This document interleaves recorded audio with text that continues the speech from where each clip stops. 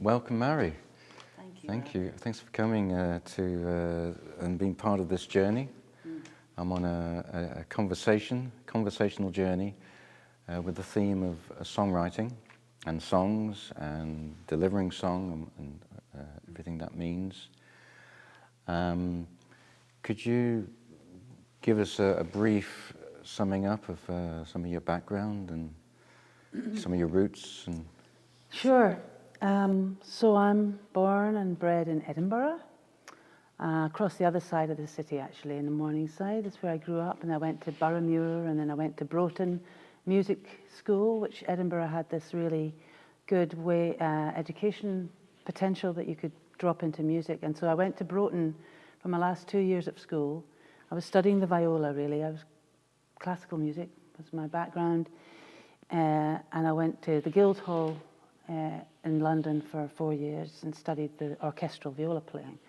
But actually the background, the kind of backstory for me was a great love of traditional music as well, although I never got a chance to play it, but I listened and heard it and danced to it on the island of Lismore when we were growing up, and we would always go to Lismore for holidays.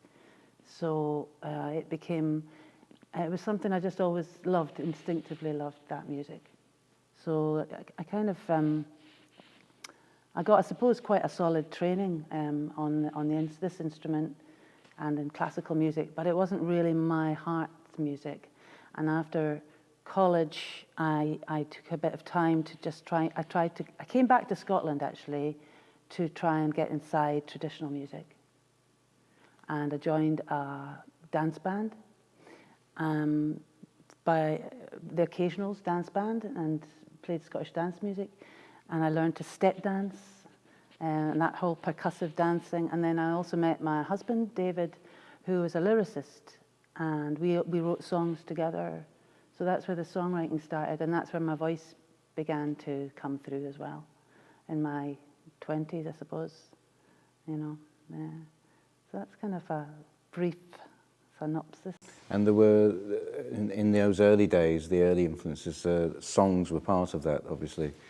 On Lismore, in the Cayleys, well, there would be Gaelic songs, and there was a lot of music at home as well. Like my mum was a freelance artist, and she painted and she did book illustration, and my dad worked at the Napier in the physics department.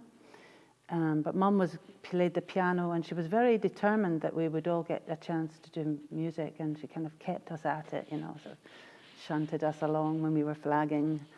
So I feel that she had a big part to play in it. But in terms of the traditional music, Mum grew up in Aberdeenshire in Edinburgh, and my dad grew up in Falkirk, and so that wasn't part.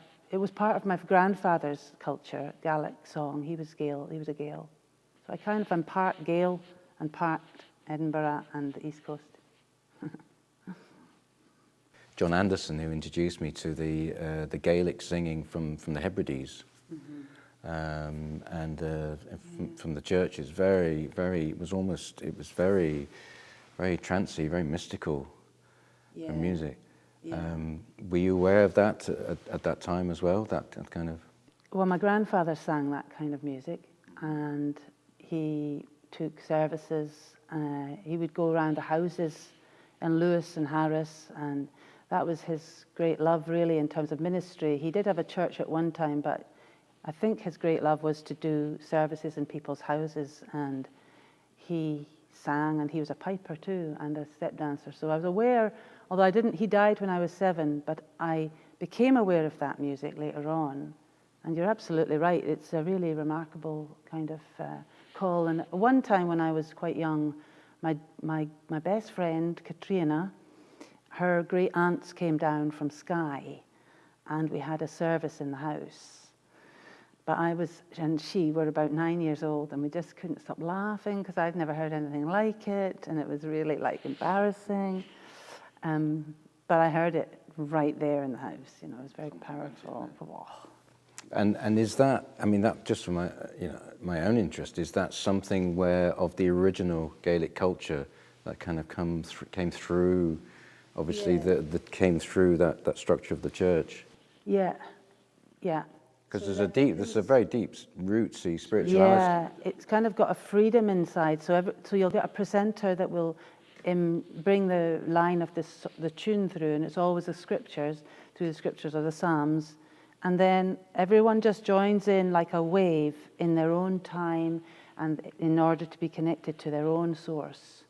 And that's the way it kind of just rolls over you, you know, in these clashing notes, but it doesn't matter because everyone's just doing their thing, you know, in the same space. Because in a way, part of in my journey with songwriting and songs and purveying songs is I mean, like when I write songs these days, something has to come through, and I try to get out the way as much as possible. And within my study of song, whether it's indigenous cultures or gospel, I mean, when we kind of first met at the was it called the Big Sing at Findhorn? Earth Sings. What was it called? Earth Sings. Yes, basically it was like a little voice festival. In that night, there was I remember now there was someone from singing gospel, wasn't there? It was like, but it was the really deep rootsy gospel, which was like it gave me chills at one point. And in a way, that's, you know, whether sometimes when that kind of music that has real connection and deep spirituality within it, obviously sometimes you have to work through a certain structure, and I think it must be like that with those Gaelic songs, and like as in gospel. Yeah, there is. Some people have done quite a lot of. There have been studies made between the old Gaelic music and the gospel music, and they've made strong connections, and you know, the history is there, the connections are there. That was Kathy Bullock, I think, wasn't it, that came over? Yeah, but I don't know a lot about that, and I don't speak Gaelic either, unfortunately. I almost felt a little bit of gospel when one of the songs we're going to play later, "Come to Your Senses." There's a kind of a little bit of a... Yeah. I mean, but I think it goes back to what you were talking about with Rory, actually. I think there is some sort of an innate pulse. I mean, pulse for me is really important, and I love it, and it took me absolutely ages to find something that I could sit in, and now I have, and I'm just reveling in it. I just mess about with pulse, and I think that's what it is. Maybe there's a kind of grounding that you find. I don't know. It's nice, especially having come from a kind of pulseless training, which classical music is, where you're not allowed to own your own pulse. You know. So I'm just really enjoying doofing around and just letting my voice mess about, and that's it. Yes, well, cue for a song? Right.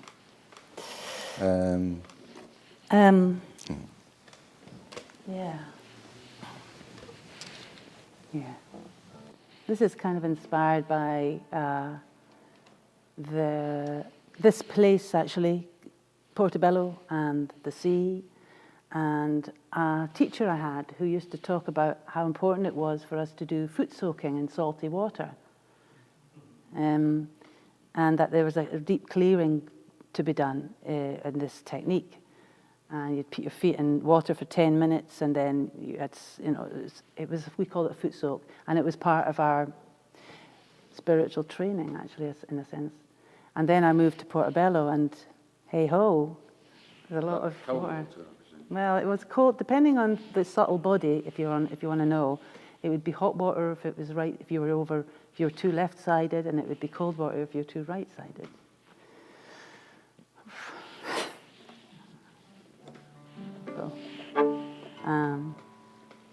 But it's also been written for storm.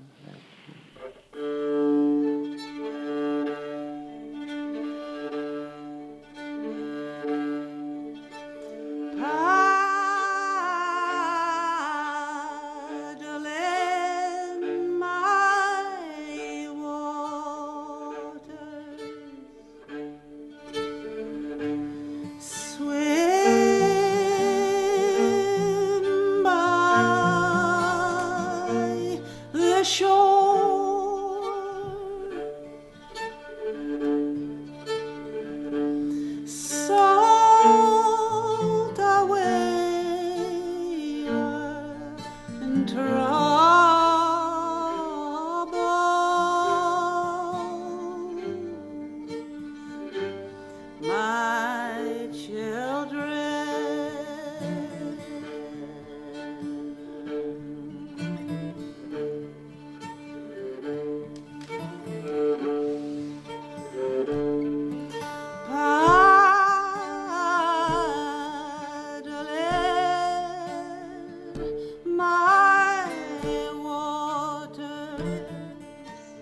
Swaying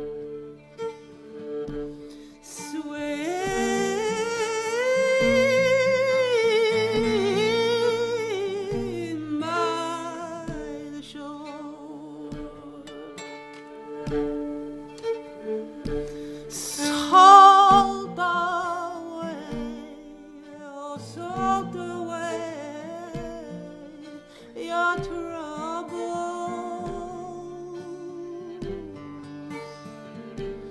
my children.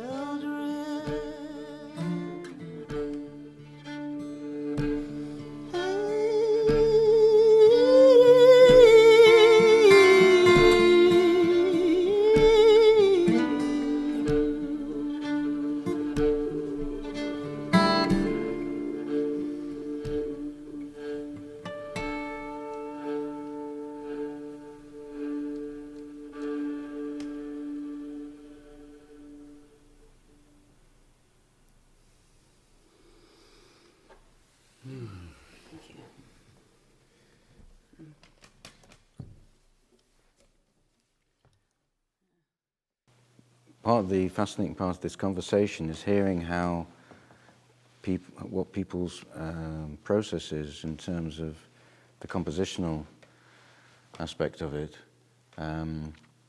Is it are you kind of sitting down and determined to write and something comes out, or is it just something's arriving, the creative flow comes and you kind of ride that, or? It varies. Like when Dave and I were writing songs, he would write the lyrics and I would work on the tune, and then we would put it together, and we had quite a kind of, it was quite a clear defined roles in that, and there were some beautiful songs that I love to sing, and that Dave's lyrics are stunning. And then I had a shift around 2010. I connected with a guy that I still work with, Dave Gray, and he has a studio up in Pennycook. And I was going through a time when I was trying to break out of some patterns. I was wanting to improvise more and get really free on the stage, and I was a bit scared of doing that, but I did want to get some stuff off my chest. So I went up to his place and I kind of bought a couple of hours of his time, thinking he was a studio engineer. And then I kept going back and I didn't listen to it. I just said, just turn on the mics and turn off the lights, and I'm just going to go in. But I knew that he could, I felt safe with him behind the glass, you know, because I was being very vulnerable. And I didn't really know what I was doing, but it was nice to have him witnessing it. And I felt that it was kind of like clear to go to him to do this work. And then at one point he said, "Oh, here, Mairi, would you mind if I just do some stuff with that?" You know, and I went, "Oh, right, do you play?" And he went, yeah, I do a bit of playing. I mean, I don't read any music, and I'm completely different background from you musically, but, you know, yeah. And I said, sure, you know, go ahead. So he came back with these amazing tracks that he'd crafted out of what I'd been doing. And it was very exciting. And we discovered that we were really compatible to make music together. There's great freedom in it. So from that point, I went into the studio and I would just like make whatever felt like making. He might take some of it and make something more from it. We might turn that into a song, we might not. And we've been doing that for like 10 years. And occasionally, I find something pretty complete, but it doesn't happen very often. But that song, Paddle in My Water, that came kind of out just in a moment. That was complete, sort of. But I've only found one verse. And was it any intention you were holding before that combination started happening to work electronically at all? I wouldn't call it electronic, really. It's just that we've got access to the full gamut of what he can do. And he's a guitar player and does the drums and adds a wee bit of sax occasionally. And he mixes and does it. So it's not really electronic, I don't know, but it has got some strong beats in it. I was looking at trying to write a show that was talking about pulse. And really I was looking to try and anchor my pulse. And I realized that all the songs that we made at that time were kind of telling the story about me looking for pulse. And so I wanted to also make a show, a stage show called Pulse, which is what we did with those songs. So it's been a very fruitful collaboration because we've made 4 albums in 10 years. And you've been exploring more stagecraft as well, and towards the theatre realms, and so has it been an interesting challenge in terms of purveying song through that medium? Yeah, it's been a very rich exploration to take a stage and an audience and be invited to really drop in, not be afraid, or learn not to be so afraid, try to be present and try to tell a story. Because although I was doing folk clubs and concerts, and that's lovely, when you add a story to it and you make a kind of piece of music theatre, it's like the audience, it completely changes the whole experience for everybody. So Kath Burlinson, who's my director and co-creator, she has a lot of roles in this show making thing. She really has pulled me up by my bootstraps. And I knew I wanted to make Pulse, and I wanted to make 3 music theatre shows, solo one-woman music theatre shows, and blend all these modalities. So the songs would form maybe background music, or they might be specific songs that would tell part of the story. I was maybe finding like an actor in me, so becoming characters, like becoming Dave, or becoming my school friend, and having to learn how to do that with kind of, turning my head and changing my voice and all that stuff. And then moving, like I just started to move on stage, and I've always liked to move, but that was like, oh no, this is okay, I can do that. But it's good to have somebody to tell you, that works, but that doesn't work. So Kath is a genius as a director, I think, and she's quite strict. So she's like, stop flapping your arms around, Mary, just tell us what it's like, no, that's not gonna fly. So it's very clean, kind of a clean and very lean piece of work, all the shows with her eye on it, dramaturgically. The first one is The Hero's Journey, Joseph Campbell.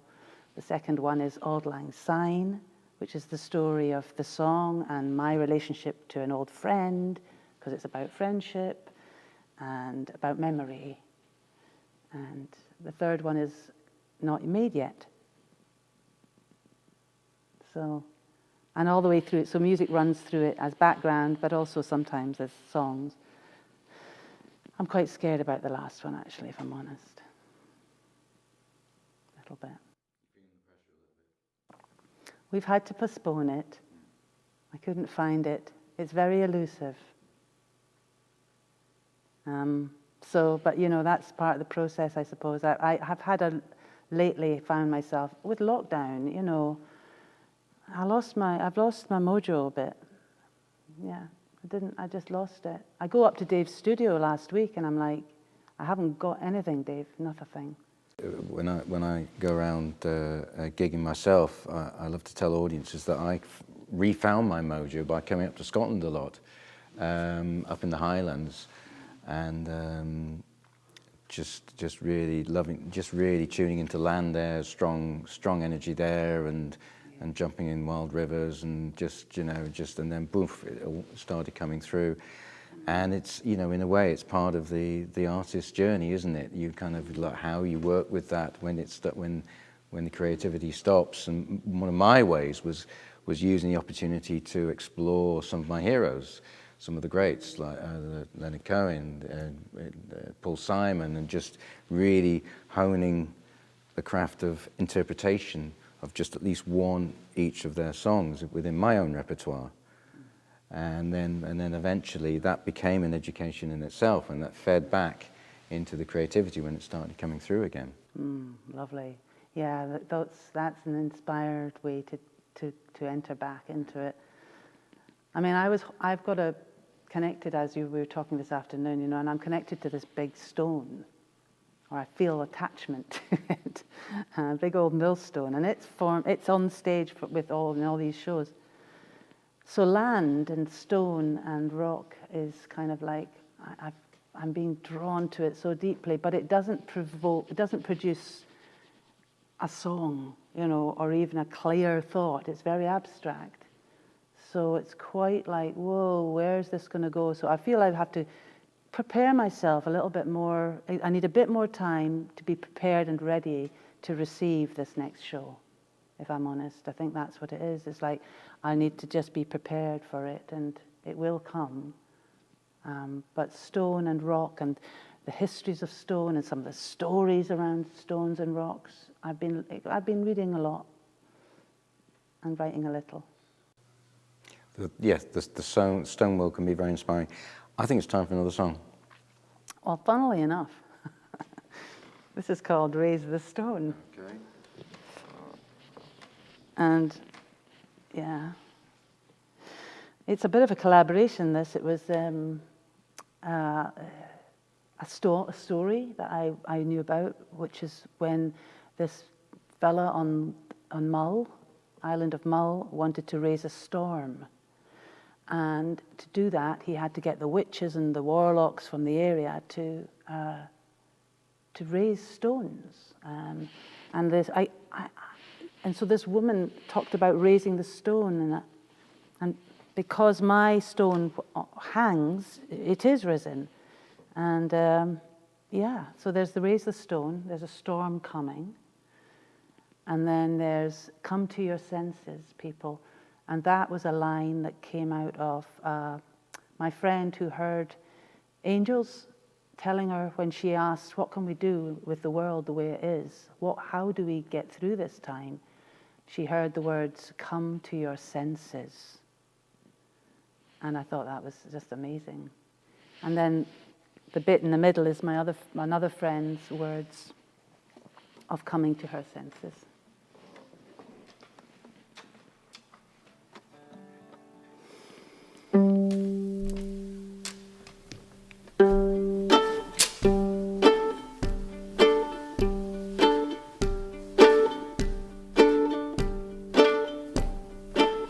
Raise the stone, there's a storm a-coming.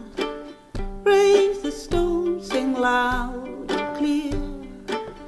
Raise the stone, hold your own, Mary. Raise the stone.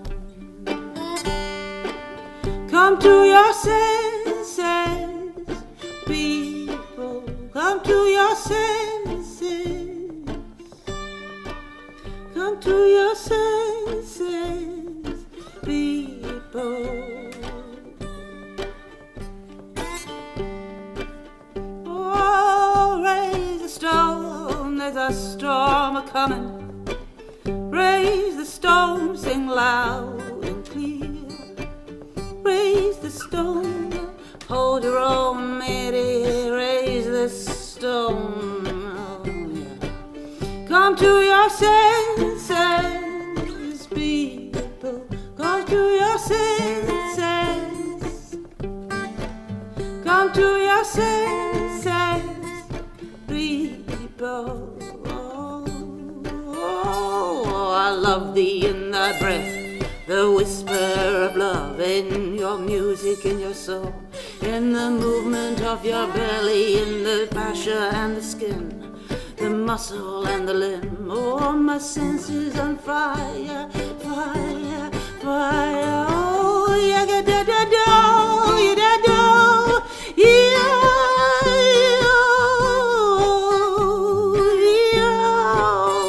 Come to your senses, people. Come to your senses, people. Come to your senses. Come to your senses,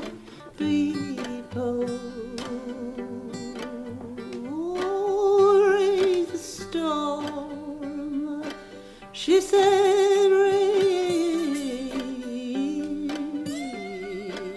the stone.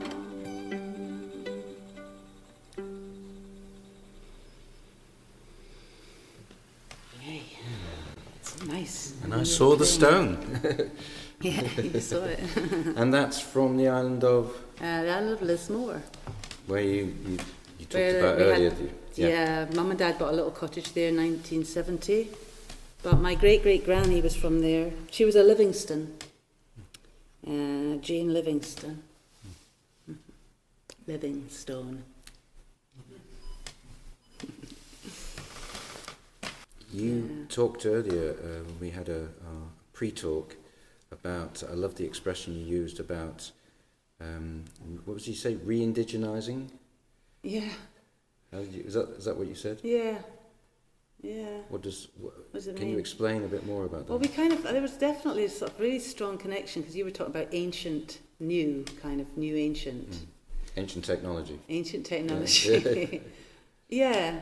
And I guess maybe you're talking about frequencies, really, aren't you? There, yeah. And that is new. That is ancient technology, and it's actually I had a frequency session a couple of weeks ago. Yeah, to rebalance things in my whole system. Very interesting. Anyway, I did one, and so I'm listening to different frequencies here every day to try and see what that does. It's really interesting. But the indigenizing, I mean, it's a bit delicate actually to use that word in this country when, you know, it would be. But I do think we have an indigeneity. Every being has an indigeneity built within them. And I do think that I've lost a lot of mine. And I think a lot of people have lost a lot of theirs. And I think I'd like to reconnect to it without wanting to be culturally appropriate. But I want to I feel very ill-equipped for the days we're in, to be honest. And I don't quite know what way to turn, but I do think that getting back to basics and not that indigenousness,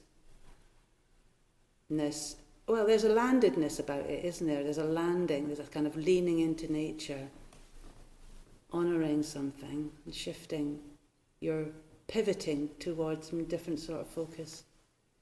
So that was the word I used, even though it's quite cheeky, I suppose, but in a way it's not. Well, because it's like, that is us. Well, the indigenous is often referred to someone over there or some culture, some far away, and maybe I've spent a whole lifetime in studying and appreciating what might be called indigenous cultures, just because I just love their music and their culture, whether it's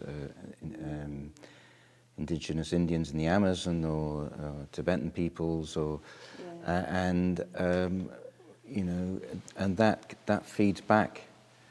It feeds back. There's so much to learn. There's a certain ancient wisdom that they carry. There's a song that some people think I've written that originally came from the a cappella group Sweet Honey in the Rock that you might remember. There's a song called We Are, which was written by one of them, that's got the line, "For each child that's born, a morning star rises and sings to the universe who we are." And there's another section that's got a key line, which is called the wisdom of ages, or the words are the wisdom of ages. And it's just that feeling of that, actually, that you have an awareness of 7 generations previously and 7 generations into the future, that you are part of that lineage and that you are carrying it forward, especially speaking as parents. And that's, in a way, that's what songs can do. They can be these vehicles to carry that knowledge through. Yeah, that's right. That's right. I mean, I think the time ahead for me is going to be filled with holding community, having community, wanting this, exploring ceremony and ritual, rite of passage, learning about ways on my own, as much as possible, leaning in and listening to my own innate wisdom around all of this. And I know I can hold, I've done a lot of courses with people coming to Lismore, and a lot of them say they feel really well held, And I think I have got that ability, innate ability, and I would like to use it. So that's the next step for me. Very simple. How little can we do to make something happen? That's my kind of thinking. How simple can we make it, I'm kind of wanting to have silent retreats, on Lismore at the moment, just like come up and have total silence, and that's where I'm kind of at right now. Let me know. Well, I'm going to be living on Lismore. I'm splitting my life now between Lismore and Portobello, so I'll be up there for 6 months of the year from December. So I'm going to start off with kind of honouring that whole really going in for 6 months and then kind of coming out for 6 months. That's what I hope. I love the way that we've included the next song. Could you tell us a bit about that? Because I've almost from our pre-conversation, I've almost learned a little bit more already today about someone that is obviously very significant. I love the twist in the song with the Yiddish theme as well. It's been quite educational already. Can you tell us a bit about this next one? So the next song is by Robert Burns, and it's called The Slave's Lament. And it was written 1790s. And Robert Burns always paired his words, his lyrics, to an existing tune. And in this case, he took a Yiddish tune. I don't know of any other Burns songs that have used that. So you can really hear it when you realize it's this Yiddish tune. And I think he was pairing them together as two cultures of oppressed that were oppressed, the Jewish culture and the slaves. He at that time was thinking of going out to Jamaica. He didn't in the end, but the whole slave trade was well underway and it was all happening. So he wrote this song called The Slave's Lament, which is from the perspective of somebody who's been taken away from Senegal. And he uses the Yiddish tune. So you can hear it, da da da da da da da yo de yo. Yeah, it's got that really lovely kind of space in it. And I've just realised, of course, we have a very appropriate instrument that I'm going to be playing here, for considering it's Senegal. Oh gosh. Amazing. Yes, that they in that time, there would have been kora players then, because the kora is about 300-400 years old, as far as I understand its history. Wow, that's amazing. All right, so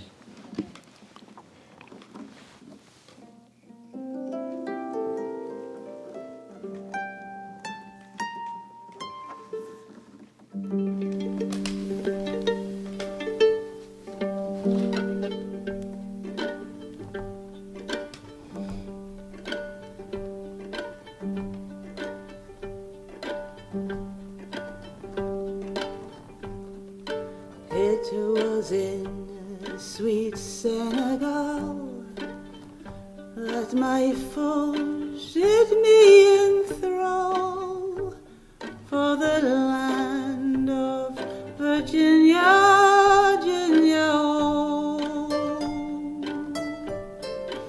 torn from that lovely shore, and must never see it more. And alas, I am weary, weary,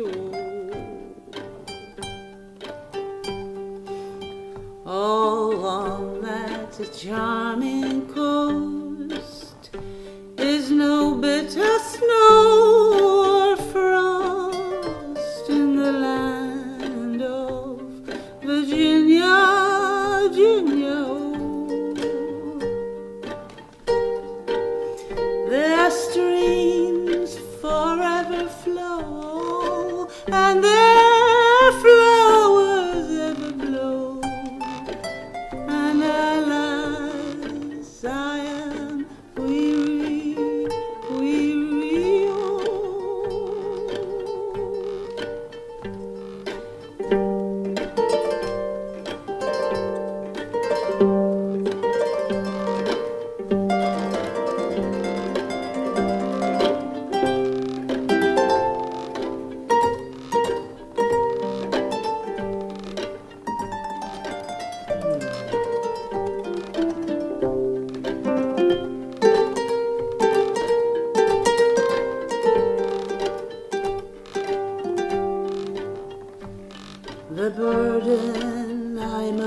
bear, while the cruel scourge I fear on the land of Virginia, Virginia. And I think on friends most dear with a bitter, bitter tear, and alas, I am weary, weary, oh, and alas, I am weary, weary.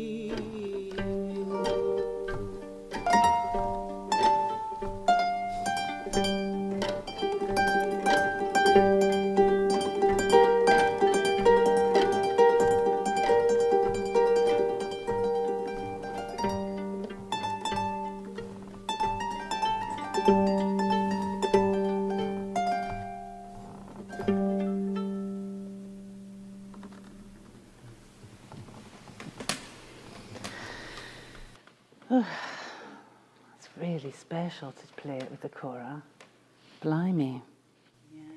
You mentioned also Joseph Campbell as well earlier, because it was funny that just on the way over to Portobello, I just happened to mention his name.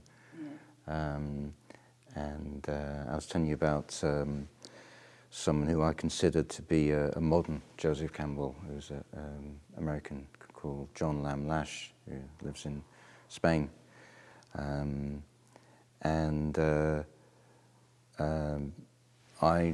Part of my research, my exploration is into the old myths as well, and bringing them through song as well. Actually, to be honest, I'm not sure where I'm going with what I'm saying anyway, but it's bringing that into the conversation, because it's, for me, it's very important. There's an aspect of the wisdom of ages that comes through that knowledge.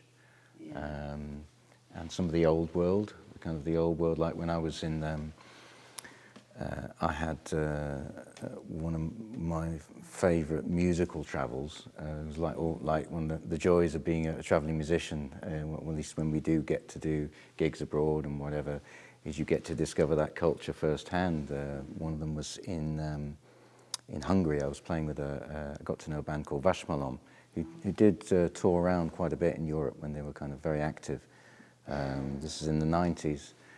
And it was that feeling when the women sing, a little bit like the Bulgarian singers as well, something a little bit of the old world, because the music, like the Bulgarian singers, it's passed down through the motherline. The women pass it down to their daughters. So this very pure thread is passed down. And likewise with the songs. So they do this solo singing that is very otherworldly, very, very ancient. I guess you can say maybe like the airs you have up here. Would that be? Yeah, well, maybe. I mean, I think it's been, I don't know, maybe quite not as obvious as when you go there. It's a remarkable culture to listen to. I think we've been kind of primed and primed a little bit more in Scotland to sound nice. And I mean, or at least not to necessarily be able to dig. There's been a lot of fear around our, dropping in really, and letting go. So I think we've got quite a long way to go to just relax around that and not be too freaked out and try and find all those colours that can be in a voice. And playing with voice is something I love to do, yeah.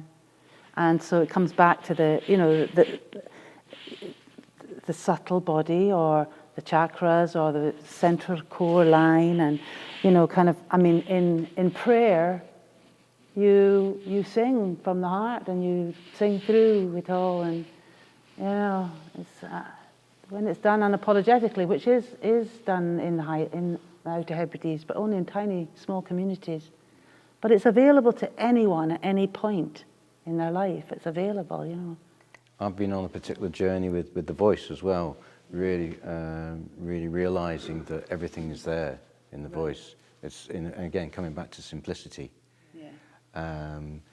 through the crucible of song, but really supporting people, finding a way to really create that safe space for people can really feel safe and come back to their voices, and it can be joyful at the same time.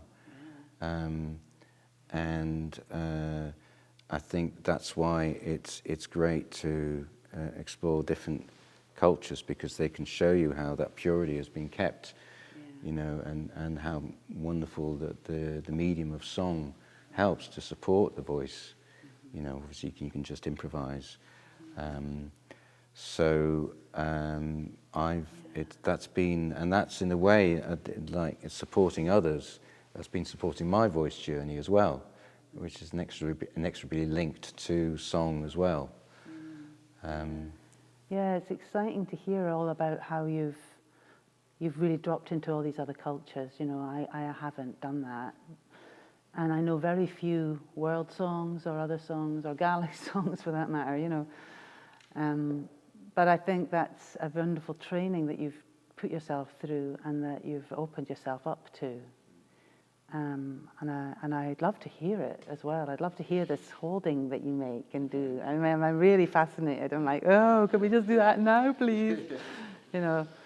So, yeah, I think just now the likes of us meeting here and is very good. It's a good omen, I know that I can learn a lot ahead. Things are gonna open up. Is there another piece that you'd maybe like to share? Well, how about we have another little improv? Do you want to? Like we did at the start with the chorus? Yeah. Okay, sounds good. Yeah. Yeah. Why don't we do that? Does that work? Yeah. Does that work for you? That'll work fine for me.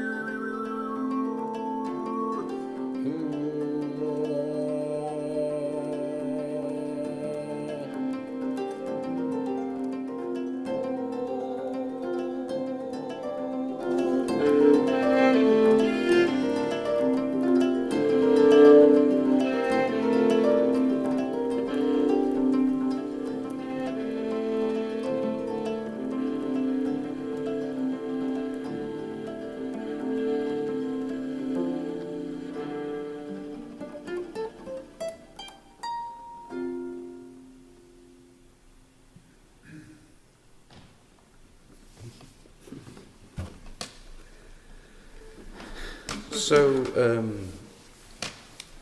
then, what's... It's an amazing sound that you made. Oh, that was overtone singing. That was really strong. Well, it's such a beautiful Sound. space to work in here as well. It's lovely acoustics Wow. here. It's perfect for overtone singing, well, for any kind of music. Yeah. So,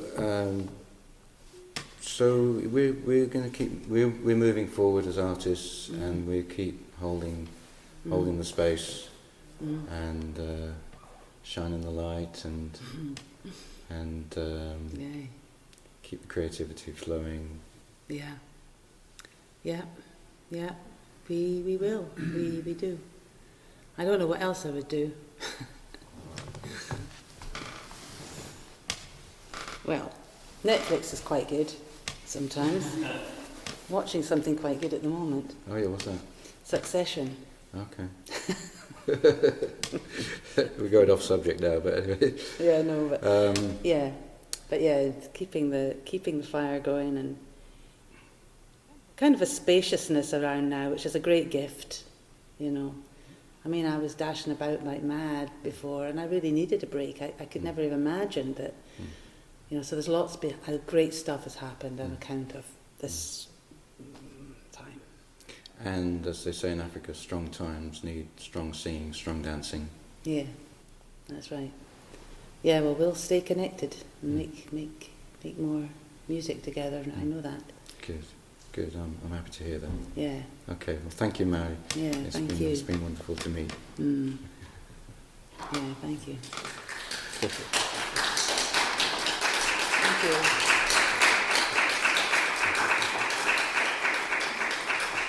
Thanks for coming. Thanks for coming, Thanks everybody. for coming and holding us here. Your kind attention.